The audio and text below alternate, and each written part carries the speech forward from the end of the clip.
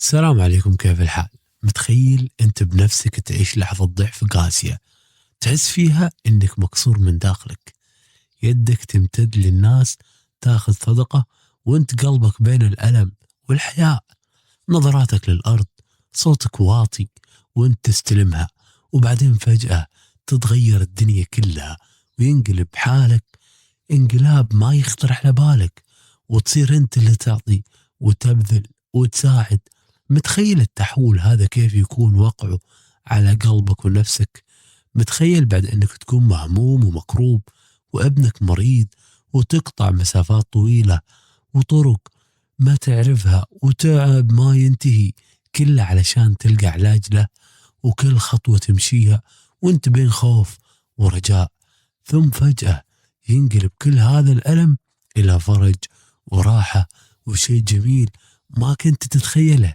خلونا نعيش مع بعض هذه القصة اللي فيها من الغرابة قد ما فيها من العبرة، ونبدأ الحكاية بهدوء لكن داخلها نار، أحداث ما تهدأ. الأخ خالد يشتغل في دائرة حكومية، شغله يومي وروتينه معروف، لكن داخل هالمكان البسيط كانت في قصة ما كانت بالحسبان.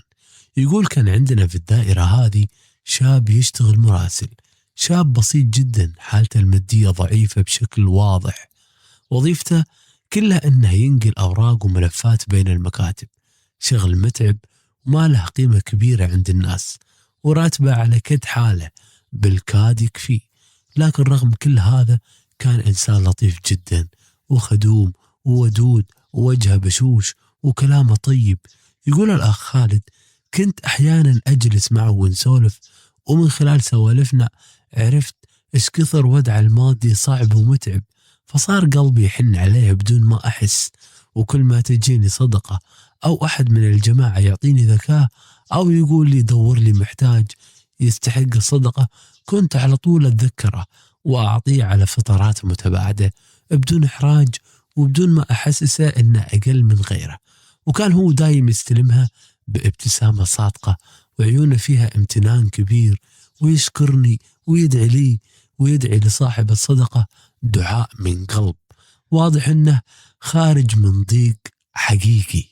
ومع الأيام صار يحكي لي عن أهله وعن أهل زوجته، وقال لي إن عمه أبو زوجته وضعه تعبان فقير وعنده عيال كثير، والحياة ضاغطة عليهم بشكل كبير.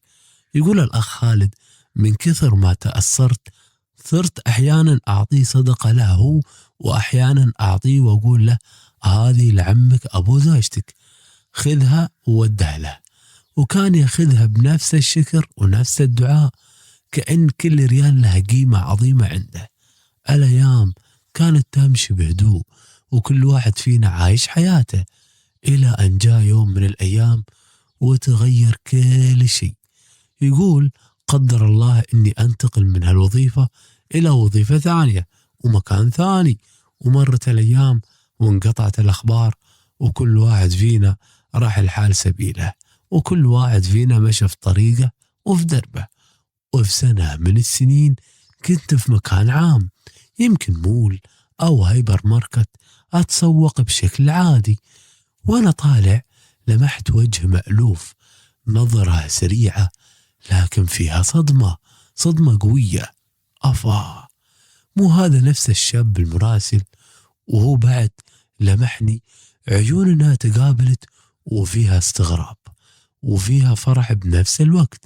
رحت لها بسرعة وسلمت عليه واحتضنته بحرارة وسألته عن حاله، فقال لي هو مبتسم ابتسامة فيها ثقة وراحة، قال لي أبشرك يا رب لك الحمد، أنا بخير وأموري طيبة. يقول لكن اللي لفت نظري فعلا لبسه، كان لبس أنيق جدا، واضح إنه متغير تماما، متعطر، شكله مرتب، يعني عارف اللي تغير حاله، ويعني شكله مرتب بطريقة غير اللي كنت أعرفه فيها. حسيت إن في شيء كبير صار، فسألته عن أخباره، قال لي الحمد لله أموري طيبة. فسألته في شكل مباشر يا أخوي لا زلت مراسل في نفس الدائرة؟ فضحك ضحكة وقال لا وين مراسل؟ قال طلعت.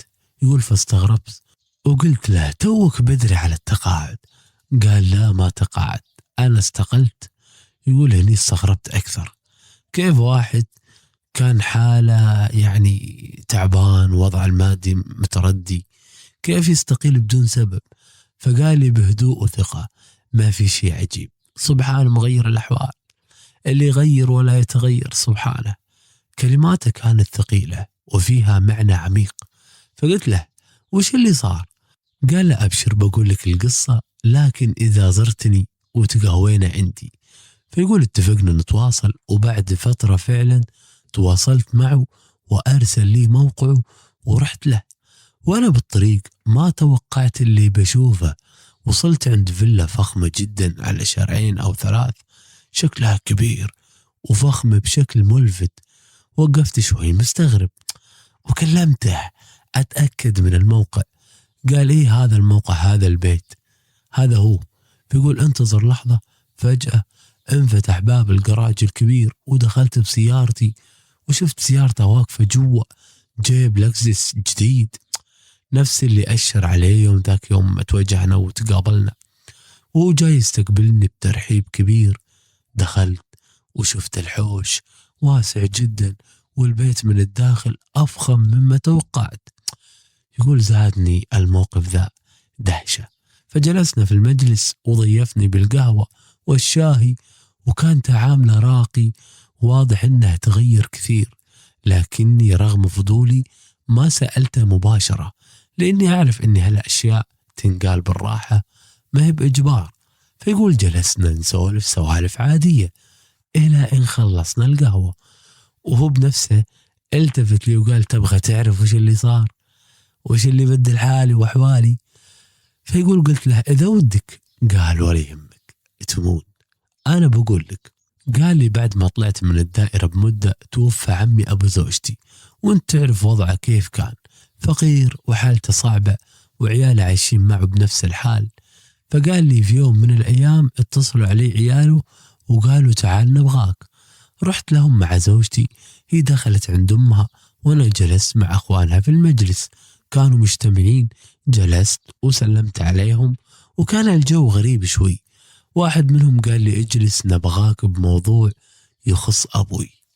واحد من إخوانه قال فجأة الله لا يرحمه أفاء، يقولها عن أبوه.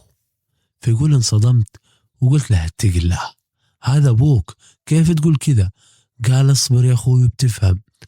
تكلم أخوهم الكبير وقال لي أنت نسيبنا وما قصرت معنا وحنا نحبك، لكن أبوي طلع عنده ملايين كان مخبيها في البنك وحنا ما ندري، وكان يتاجر بالغنم وحنا ما نعرف، وكان يظهر للناس إنه فقير ومحتاج وما يقدر يصرف علينا، وحارمنا وحارم نفسه وياخذ زكوات وصدقات وهو عنده خير كثير ومات.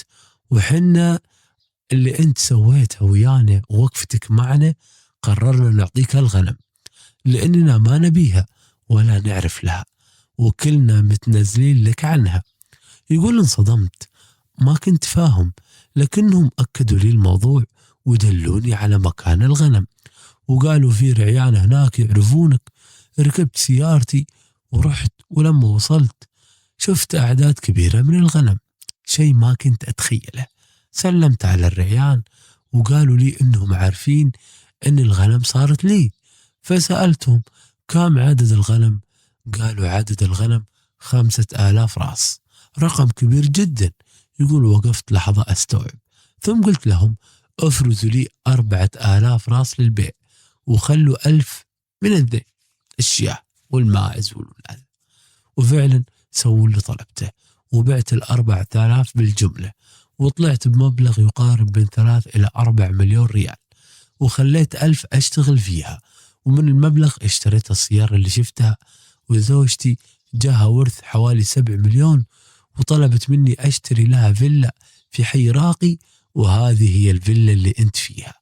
وقال لي قبل أخذ الصدقة، واليوم الحمد لله صرت أنا اللي أتصدق وأذكي، ورب العالمين فتح علي من أوسع أبوابها، حتى عيال عمي كلهم اغتنوا من اللي جاهم، وكل واحد صار حاله طيب.